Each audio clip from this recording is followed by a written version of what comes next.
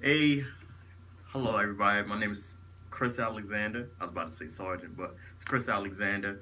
I'm doing an informative speech for Foundations of Oral Communication, and I'll be doing the positives of online education. I apologize right now for my little iPad, but I did send the template out. We'll go from there. But today, like I said, we're gonna do the positives of online education. Now, when we break it down, uh, the positive, the positives of online education will be broken down to three parts today, which are cost, convenience and flexibility, and self motivation.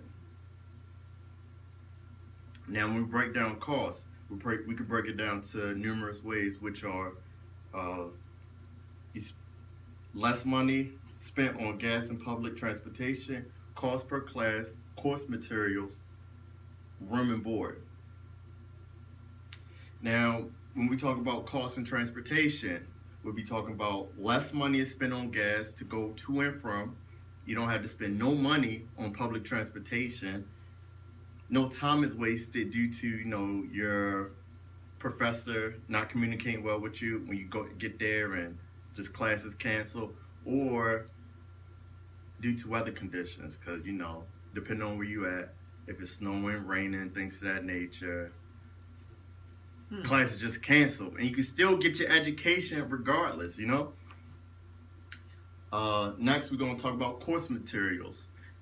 Cost on course materials, you gotta think about buying books, bags, notebooks, pens and pencils. When you're doing it online, you got your computer, and that's it. You could get your books for free because online or BitTorrent, whatever legal or illegal way that you're willing to do it. Uh, Next, as far as costs, we're gonna talk about lodging. Now, for those that do have their own place, you don't have to pay the room and board fee. Getting on the college campuses and having to worry about what move out every time holiday period hits or every time the semester ends. Uh, now, when you do online education, you worry about the internet. The internet bill can range from what 40 to what $60. How much you pay for internet, Middleton? $50. $50. How much do you pay for internet? Around the same. Around $50. Now, can you imagine having to pay for books and things of that nature to where everything is on the internet nowadays with technology or with the internet being the internet it is? Yeah, I guess it can get out of hand. Yeah, it can get out of hand. Now, another thing is food. Food is a major necessity. Now, I broke it down. Here's a little fun facts about a food budget. Cost per month.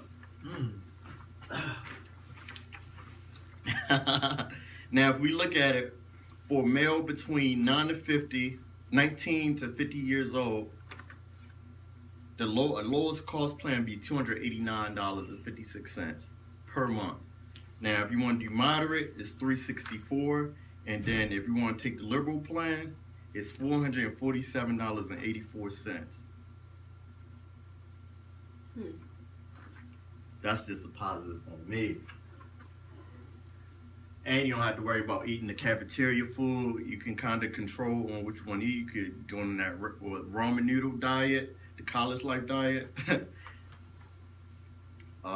Next, we're going to talk about the convenience of we're going to talk about the convenience of doing online education. We'll talk about the accessibility, the flexibility, self-motivation, and it's a more comfortable learning environment.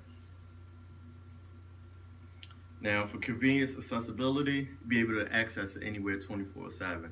With us being in the military, if we had to go out and do a funeral, if we're on the rifle range, access it through our phones, our iPads, little here and there, little quick things here and there. And you're able to access it 24/7. Even if you're on duty, having a 24-hour night duty, be able to access it then. Next on convenience is flexibility. We're able to fit school work while waiting on the bus during lunch or break, offer students to study whenever it fits into their lives. Like, again, like I said, wherever it fits into your life. You don't have to, oh, I got class at 6, but you don't get off until like 6:30. That's a huge conflict of interest. Do I get this money or do I get this education? Yikes. Now, self motivation. I believe it develops personal growth and time management as far as responsibility. Well, self motivation develops growth. You build independency, accountability, responsibility, and focus. You have to take that time to go out and say, hey, I'm not going to party tonight. I'm going to study for this test. Then we'll go party.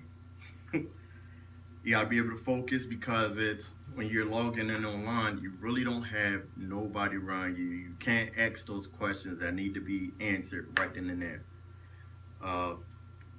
Focus, you gotta, like I said, you gotta kind of isolate yourself from everybody else. If you got kids, you gotta be like, hey, I'm focusing on it, X, Y, Z.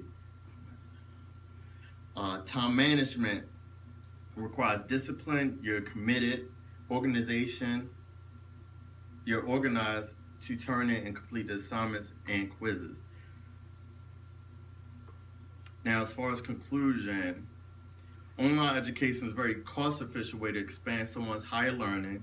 Also allows for people to work full-time in their current career while dealing with everyday routines. That's why I believe online education is the way to go, especially if you want to progress in your career and still get an education. Any questions? Yes, I do. All right.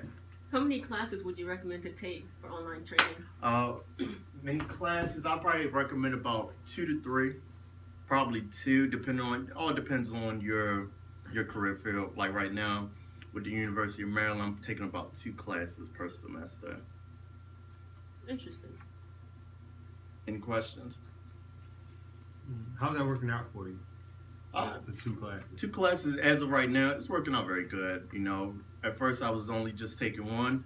One, I was like, I think I can fit 2 into my schedule, especially where I'm at in my career now. I mean, it's not for everybody, and also it's not for someone that's really not interested in school but wants to go to school, if that makes sense.